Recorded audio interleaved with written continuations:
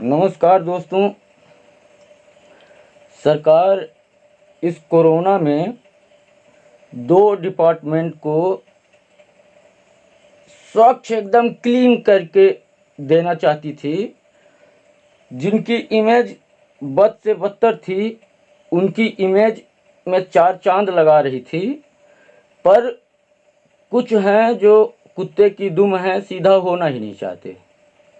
वो कसम खा चुके हैं कि हम सीधा नहीं होंगे। सरकारी डॉक्टर आज रियल हीरो बन के निकले। जो सरकारी डॉक्टर कभी सरकारी हॉस्पिटल में बैठते नहीं थे, आज वो लोगों की जान बचा रहे हैं और पूरी शिद्दत से लगे हुए हैं, पूरी शिद्दत से मेहनत कर रहे हैं और आज वो रियल हीरो की तरह दिख रहे हैं, सामने आ रहा है। और जो सरकारी अस्पताल का डिपार्टमेंट जितना भ्रष्ट था, उतना ही अच्छा निकल के और उसमें निखार आया है। उतनी ही जिम्मेदारी से वो लोग काम कर रहे हैं। जितने लापरवाह थे, वो जितने लापरवाह पहले थे, उतने ही आज के डेट पे जिम्मेदारी वाला काम कर रहे हैं। पूरी साफ सफाई पूरी तरह से, मतलब बेड़ा उठा लिए हैं। जो डॉक्टर कभी अपनी हॉस्पिटल में नहीं मिलते थे, कभी नहीं मिलते थे, वो डॉक्टर आज के डेट पे 24 घंटे अपने हॉस्पिटल में पूरी जिम्मेदारी के साथ काम कर रहे हैं, पूरी जिम्मेदारी के साथ। और ऐसे डॉक्टरों को हम सब का सलाम। वो लोग पूरी मेहनत से और पूरी जिम्मेदारी के साथ अपनी जिम्मेदारियों का निर्वहन कर रहे हैं। पर कुछ डिपार्टमेंट हैं जो कुत्ते की दुम है, कभी नहीं सीधे होंगे। और उसमें से प्रमुख स्थान है पुलिस डिपार्टमेंट का। पुलिस डिपार्टमेंट में वर्दी मिलते ही लोगों को पता नहीं किस चीज़ का गुमान हो जाता है कि सामने वाला आदमी मुझसे झुक के बात करे। पहले ही आते नमस्ते साहब कर दे, तब तो जाना सीधे बात करेंगे, नहीं तो वो सीधे मुंह बात ही नहीं करेंगे।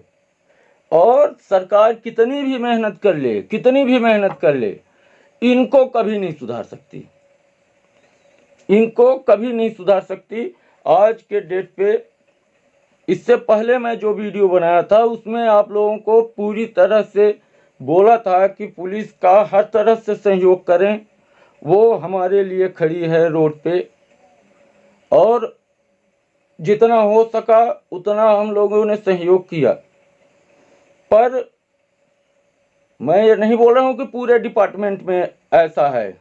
आज के डेट पे डिपार्टमेंट में 80% लोग रियल हीरो की तरह काम कर रहे हैं। ख़ास तौर से कोरोना में तो कर ही रहे हैं। कोरोना के बाद क्या करेंगे वो बाद की बात है। फिर से काउंटर के नीचे से पैसा लेने लगेंगे, फिर से वही अत्याचार करने लगें, वो बात दूसरी है। पर अभी प्रेजेंट में वो लोग सच्चे मन से काम कर रहे हैं और वो जो जैसा करता है वो दिखता है, उसमें कोई दो राय वाली बात नहीं है। ये सब चोरी में नहीं किया जा सकता। जितने ये पुलिस वाले 2 नंबर का काम करवाते हैं या चोरी करवाते हैं, वो खुले, मतलब कितना भी चोरी में करें वो पता चल जाता है लोगों को पता रहता है।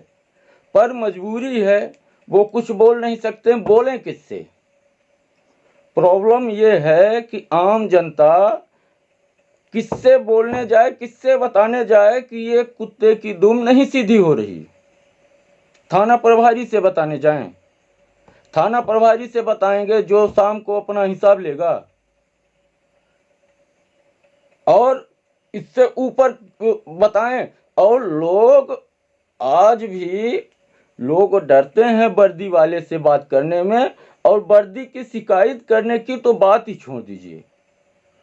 वर्दी वाले से नॉर्मल बात करने में लोग डरते हैं, शिकायत करने की तो बात ही छोड़ दीजिए। शिकायत करने की 90% लोग सोच ही नहीं सकते। संविधान कितने अधिकार देता है और कितने अनुच्छेद देता है, लोग जानते हुए भी नहीं बोल सकते कि जहां जब ही संविधान का अनुच्छेद बोलोगे 2 लठ और मिलेगा। और ये संविधान का अधिकार अपना बताओगे किसको? अब हाई कोर्ट में लड़ने की हिम्मत हो तो जाओ, इनके ऊपर FIR करो, रिट दायर करो और इनको मतलब अपने आप को उसी में लगा दो पूरा, और पूरे काम हम छोड़ के इनके पीछे पड़ जाओ और ले जाओ हाई कोर्ट, सुप्रीम कोर्ट, लड़ो इनके पीछे, तब तो इनकी शिकायत करो।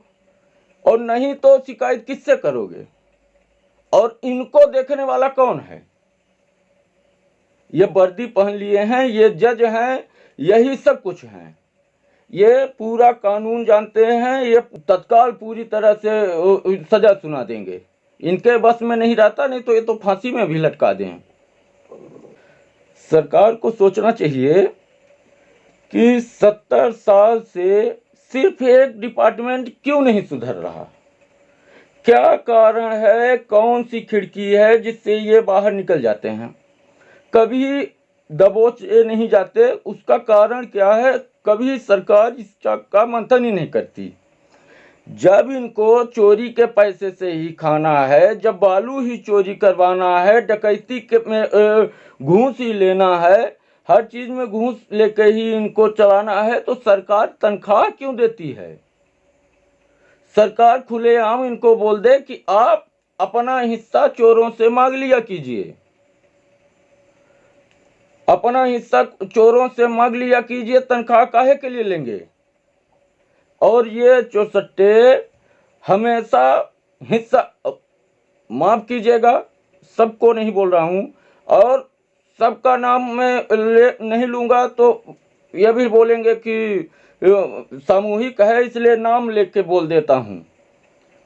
रजनीश द्विवेदी, मेरे बहरी थाना में सीधी जिले के अंदर रजनीश द्विवेदी और सतीश, ये 2 लोग हैं जो पूरी तरह से बहरी की ऐसी की तैसी कर रहे हैं।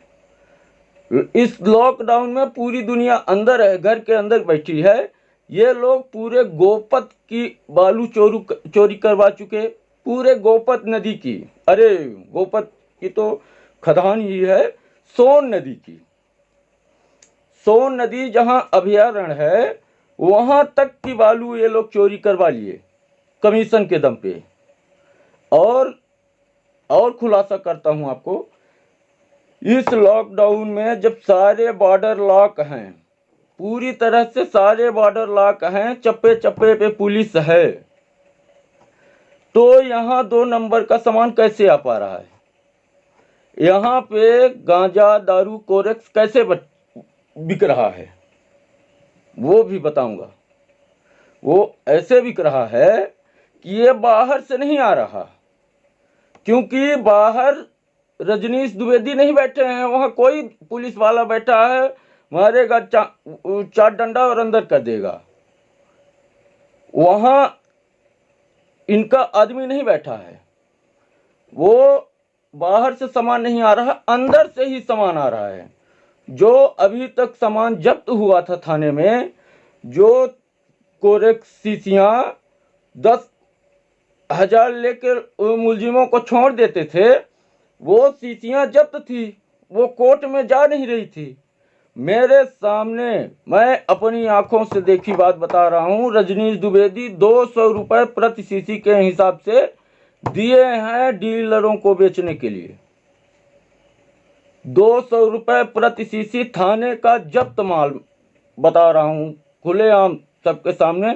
कल मुझे वो फंसा दें गांजा, दारू या किसी में, वो बात दूसरी है, पर फंसाने के पहले भी मैं बताऊंगा कि मुझे जब फंसाया जाए तो क्या किया जाए। इससे पहले ये सुन लीजिए कि हुआ क्या।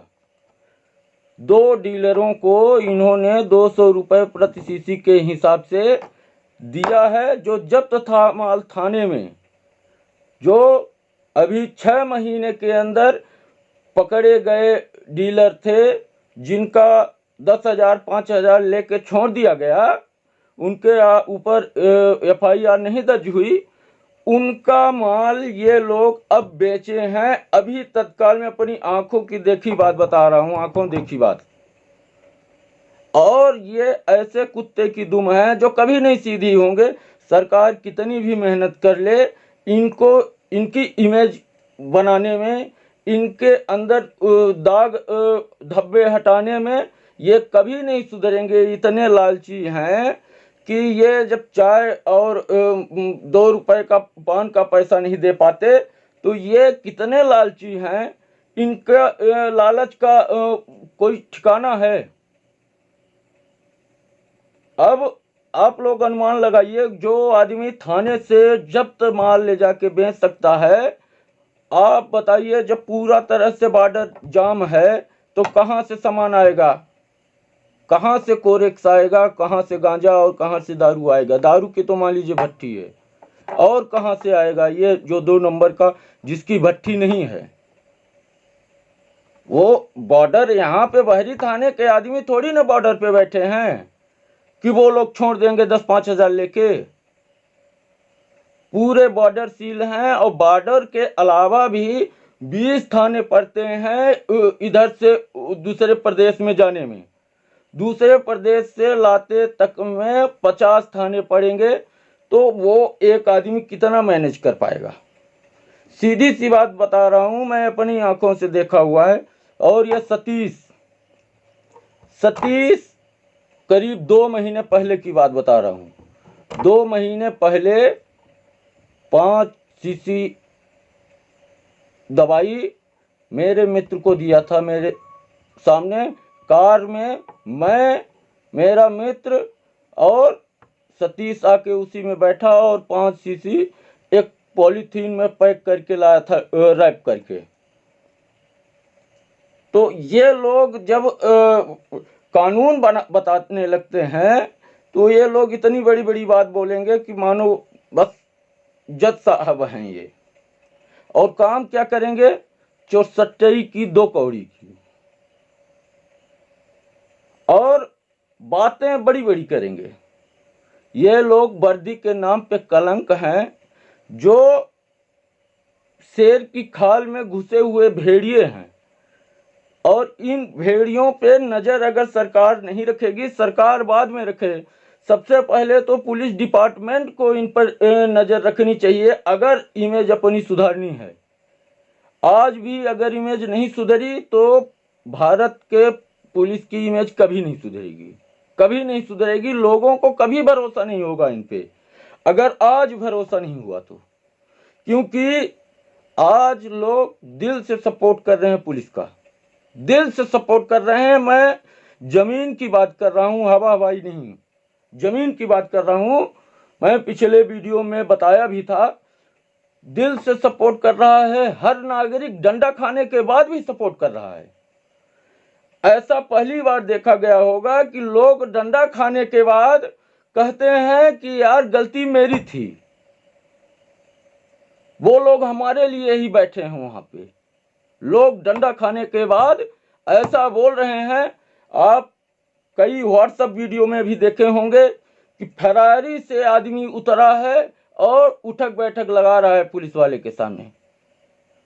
फरारी से उतर के आदमी उठक बैठक लगा रहा है एक पुलिस वाले के सामने, क्योंकि वो उसको बता रहा है कि भैया साहब हमसे गलती हुई, मुझे मालूम है मुझसे गलती हुई, एक बार माफ कर दीजिए, मैं जा रहा हूं। और नहीं तो अगर फरारी से आया है तो 1-2 मंत्री का फोन उसको आ जाता है, एक सिंपल हवलदार पुलिस वाले के लिए। पर वो गिल्टी है, खुद गलती महसूस कर रहा है आदमी, तब ऐसा कर रहा है। और कई लोगों के द्वारा सुनी बात बता रहा हूँ, अब मेरे दोस्तों में भी कई रहे जो डंडा खाने के बाद भी बोल रहे हैं कि यार वो लोग अपने लिए ही तो खड़े हैं। पर इनकी इमेज कैसे सुधरेगी जब ये भेड़िए घुसे हैं शेर की खाल में? पुलिस कैसे शेर बन पाएगी? पुलिस से लोगों को डर और भरोसा कैसे आएगा? डर खत्म हो और भरोसा आए, इसके लिए पुलिस को पूरी तरह से चौकन्ने होकर अपने भेड़ियों को हटाना पड़ेगा, अपने भेड़ियों पे नजर रखनी पड़ेगी। सबसे जरूरी है देश चलाने के लिए पुलिस का भरोसा और इन भेड़ियों की परख। जिसके लिए सबसे पहले पुलिस डिपार्टमेंट को खुद को इनके ऊपर नज़र रखनी चाहिए। और उसके लिए भी बहुत कुछ करने की ज़रूरत नहीं है। अपने हर स्टेशन में कैमरे, सीसीटीवी कैमरा कंपलसरी करें आप लोग, कंपलसरी, वो सबसे ज़्यादा ज़रूरी है। तभी पता आपको चल सकेगा कि इस रिपोर्ट लिखाने के पहले किसी गरीब से पैसा नहीं लिया गया है, या मुंहचलिका जमानत के लिए उससे झूठा मूठा 10,000 की मुंहचलिका जमानत के बदले 10,000 की रिपोर्ट नहीं ली गई है। रिश्वत, संविधान इतने अधिकार देते हैं, अधिकारों को लेके ये लोग जाएंगे कहाँ? आम आदमी जो संविधान पढ़ा भी नहीं, जो मान लीजिए जो पढ़ा है वो भी कहाँ जाएगा, पर जो नहीं पढ़ा है उसको तो पता ही नहीं है। थाने में रिपोर्ट लिखने के लिए भी लोग पैसे मांगते हैं। मुंहचलिका जमानत समझते हैं ना, मुंहचलिका जमानत में लिखा जाता है 5,000 का मुंहचलिका जमानत लिया जा रहा है, पर हमारे बहरी थाने में मुंहचलिका जमानत की जमा की करवाई जाती है। 5,000 की जमानत हो रही है, देख रहे हो, लिख रहे हैं, बता देते हैं मुंशी जी कि देख रहे हो 5,000 का ये लिखा है कि जमानत हो रही है, इसको जमा करना पड़ेगा, इसको शासन के पास जमा करना पड़ता है। अब बताओ, वो लोग बेचारे क्या जाने कि ये मुंहचलिका जमानत में जमा करना पड़ता है कि क्या करना पड़ता है। उनको तो दिख रहा है कि नहीं, सही सही में 5,000 रुपये लिखा है, 5,000 रुपये का जमानत ले रहा हूँ, इसमें लिखा है तो वो जमा ही करना पड़ेगा। लोगों को लगता है कि सही बात है और ये लोग लेते हैं। बुजुर्ग मतलब 40, 45, 50 साल की उम्र के मुंशी बैठे हैं, वो लोग ऐसा करते हैं। अब उम्मीद करेंगे आप लोग, और ये तब तक नहीं रुकेगा जब तक पुलिस के हर थाने में सीसीटीवी कैमरा नहीं लगेगा, क्योंकि वो आज़ाद हैं, उनको पता है कि मेरे ऊपर कोई देखने वाला नहीं है, और मेरे साथ किसी तरह का दुर्व्यवहार अत्याचार हुआ तो मैं जाके प्रूफ कैसे करूंगा। उसके लिए थाने में सीसीटीवी फुटेज हर रूम में हो तो पुलिस वाला एक नॉर्मल बात करेगा कि भैया सीसीटीवी तो देख रहा है, उसको तो बेवकूफ़ नहीं बना सकते। अगर मैं ये बात ना प्रधानमंत्री के लिए बोल रहा हूँ ना मुख्यमंत्री के लिए, अगर वही सुधारेंगे तो फिर पुलिस डिपार्टमेंट अपने आप को साफ कैसे बताएगी। इसको साफ करने के लिए सबसे पहले प्रमुखता से पुलिस डिपार्टमेंट को लड़ना चाहिए। पुलिस डिपार्टमेंट खुद को सुधार करे।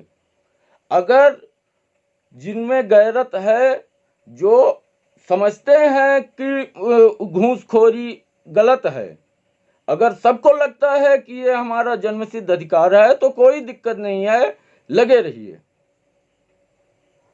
अगर सरकार से तनख्वाह भी खानी है और घूस भी खानी है और चोरसट्टों का पैसा भी खाना है तो लगे रहिए, कोई दिक्कत नहीं है। इसी तरह से लगे रहिए, 70 साल बीत गया, ऐसे ही बीत जाएगा, कोई दिक्कत नहीं है।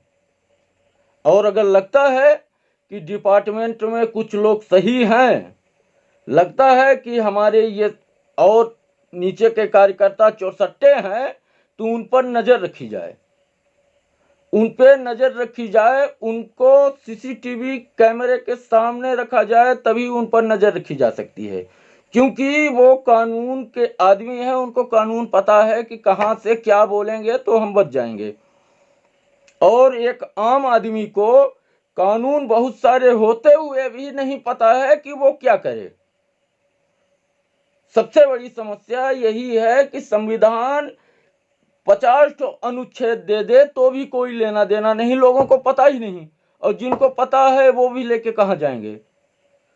तो प्रूफ करने के लिए, सिर्फ प्रूफ करने के लिए पुलिस के हर क्वार्टर में सीसीटीवी लगे। अगर पुलिस डिपार्टमेंट को खुद की इज्जत बचानी है, बनानी है, तो उनको पहल खुद करनी चाहिए।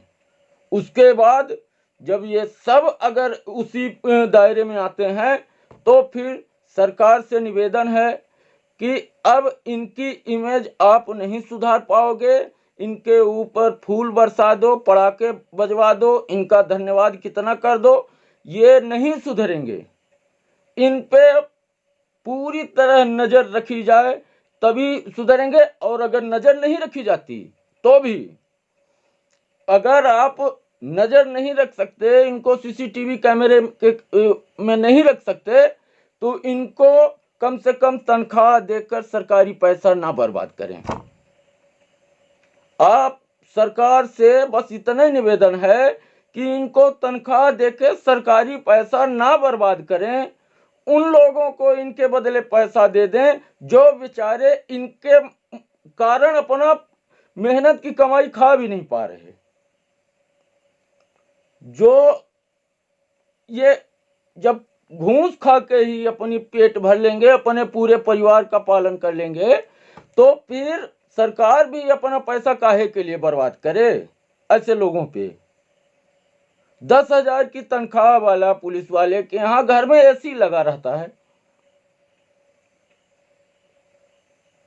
यहाँ 40,000 कमाने वाले के पास हिम्मत नहीं है कि वो एसी लगवा ले।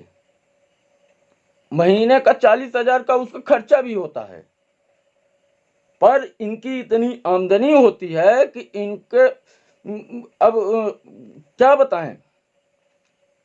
बस पहले तो सबसे पहले डिपार्टमेंट के हाईएस्ट अधिकारियों से निवेदन है, मेरा मैसेज है, विनती है आपसे, कृपा करके अपने डिपार्टमेंट की लाज बचाइए और इनके भेड़ियों को अलग करिए और भेड़ियों को बोल दीजिए आप ही कि अपनी तनख्वाह आप चोरों से लिया करें या सीसीटीवी फुटेज में रख के अपनी इमेज को बनाए। विनती है आपसे, मैं कोई नेता नहीं हूं, मैं कोई एक आम आदमी हूं, ये दुखड़ा रो रहा हूं। आप जब तक इनको सीसीटीवी फुटेज में नहीं रखेंगे तब तक जनता को कभी इन पे भरोसा नहीं होगा, कभी भरोसा नहीं होगा। और इन पे भरोसा नहीं होगा तो क्या होगा आप लोग भी जानते हैं। आपको एक किस्सा और मैं बताता हूं कि एक गरीब आदमी की तो बात छोड़ दीजिए, पढ़े लिखे लोगों की बात बता रहा हूं। अभी तत्काल एक केस हुआ है, डकैती जैसा केस डाला गया है 3 लड़कों पे, ऐसे लड़कों पे जो अभी तक एक मक्खी तक नहीं मारे हैं, मक्खी तक नहीं मारे हैं, ऐसे लड़कों पे डकैती जैसा जुर्म लगाया गया है। डकैती जैसा जुर्म, ना विवेचना हुई ना कुछ हुआ, और वो लड़के बेचारे जमानत पे लौट के आए हैं, घर में दुबक के बैठे हैं, ऐसे घर से हैं कि मार्केट भी नहीं जा सकते। अब वो बेचारे घर में दुबक के बैठे हैं, वो कुछ नहीं कर सकते। इनका जान रहे हैं कि मुझे जानबूझ के फालतू में फंसाया गया। उनसे मैं बात किया, पूछा कि क्या हुआ, तो उन्होंने बताया कि पहले मुझे बैठाए रखे कि गवाही बता दो, फिर लास्ट में हमें ही हथकड़ी पहना के भेज दिए। अब हम लोग क्या कर लें। इनका रोने लगा, लड़का बोल के रोने लगा कि क्या कर लें इनका। मैं बोला कि इन पे केस किया जा सकता है, बहुत सारे अधिकार हैं, पर वो बता रहा है कि अधिकार लेके क्या करेंगे, इनका अधिकार कहाँ लेके जाएंगे। अब चल दें एक अपनी उसकी पेशी लड़ें, क्या कहते हैं, डकैती की, और एक इनके ऊपर एफआईआर की पेशी लड़ें। मैं उनको बहुत समझाया कि कुछ नहीं करोगे तो भी दिक्कत तो है ही ना, ऐसे लोगों का पर्दाफाश होना चाहिए। बहुत समझाया पर वो लोग नहीं मान रहे हैं। वो लोग पुलिस डिपार्टमेंट से इतना डरते हैं कि वो लोग, अब वो पढ़े लिखे लोग हैं, तब सोच लीजिए तो गरीब और दबे कुचले लोगों का हाल सोच लीजिए कि क्या होता होगा। ऐसे लड़कों पे डकैती जैसा केस लगा दिया गया जो आज तक एक मक्खी नहीं मारे हैं, और यहाँ से 100 किलोमीटर के दायरे में किसी भी थाने में गाली गलौज तक की रिपोर्ट न पड़ी होगी, दावे के साथ मैं बोल रहा हूँ। आज तक उन लड़कों के ऊपर गाली गलौज तक की कोई रिपोर्ट नहीं पड़ी होगी, कोई रिपोर्ट नहीं, क्योंकि वो इस तरह के लड़के ही नहीं हैं जो किसी तरह का 2 नंबर या किसी को गाली गलौज तक दें। दावे से बोल रहा हूं कि यहाँ एक थाने में नहीं, पूरे जिले के किसी भी थाने में रिकॉर्ड निकलवा लीजिए, 3 लड़कों के नाम से एक गाली गलौज की रिपोर्ट होगी तो कल मैं फांसी में चढ़ने के लिए तैयार हूं, जो मुझे सजा मिलेगी मैं तैयार हूं। उनके नाम से एक छोटी सी रिपोर्ट, छोटी सी किसी तरह की रिपोर्ट ला दीजिए आप लोग, कोई भी।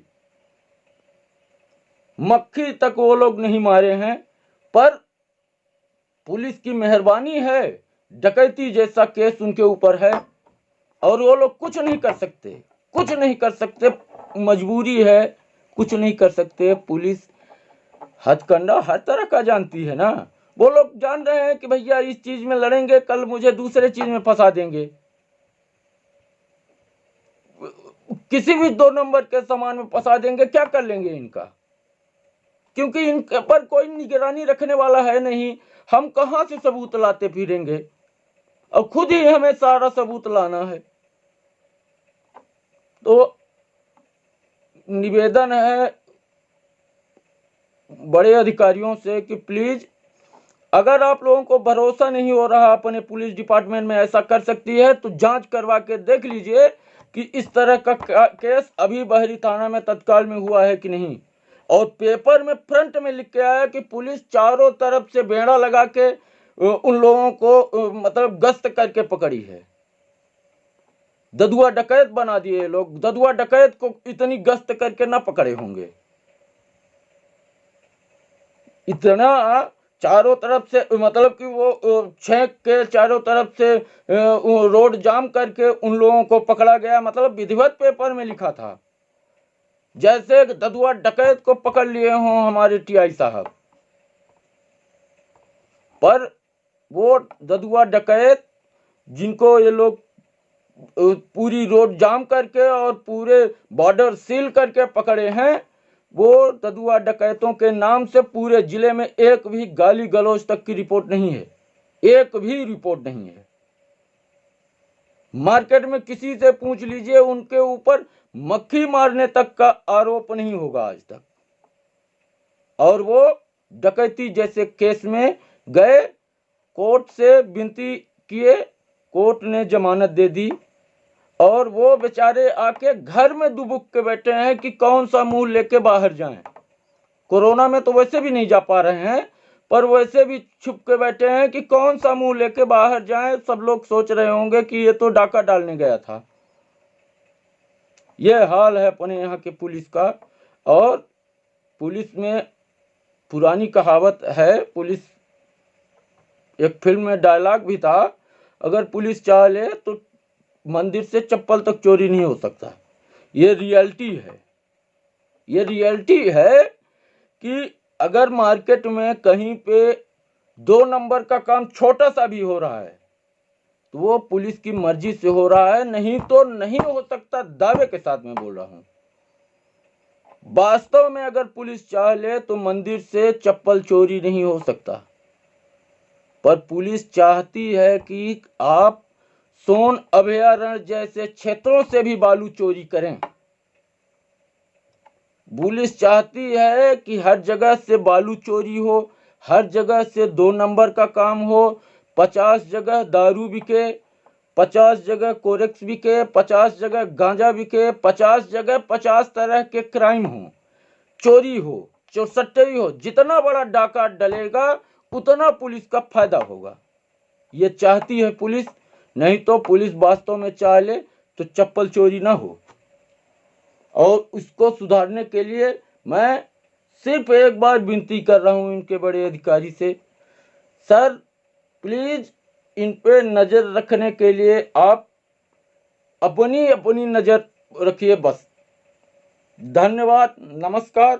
अगर आपको ये वीडियो लग रही हो कि इसमें कुछ 1% भी सच्चाई है तो इसको बड़े से बड़े अधिकारियों तक पहुंचाइए, बड़े से बड़े अधिकारियों तक पहुंचाइए, जिनको लग रहा हो कि ये सच्चे पुलिस वाले हैं और सच्चे अधिकारी हैं, इन तक ये वीडियो पहुंचना चाहिए, तो उन तक जरूर पहुंचाएं। आप लोगों से विनती है मेरी। बस धन्यवाद, नमस्कार। अगर इस पर कार्यवाही नहीं होती तो आप इस मैसेज को हमारे मुख्यमंत्री शिवराज मामा तक तो जरूर पहुंचा दीजिए। बस ज्यादा लोगों तक नहीं, सिर्फ शिवराज मामा तक पहुंचा दीजिए। पीएम तक की बात छोड़ दीजिए। बस धन्यवाद, नमस्कार, जय हिंद।